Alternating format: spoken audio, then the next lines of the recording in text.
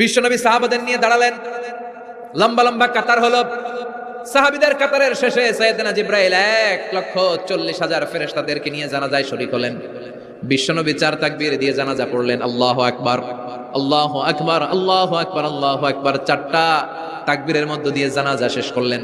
বিশ্বনবী তাকিয়ে দেখে সাহাবাদের পেছনে 1,40,000 ফেরেশতা দাঁড়িয়ে জানাজায় শরীক হয়েছে।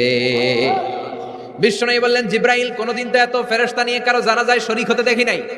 ঘটনা কি? কি এমন আমল ছিল আমার মুয়াবিয়ার, যে আমলের কারণে মুয়াবিয়ার নামটা আল্লাহর আরশে চলে গিয়েছে?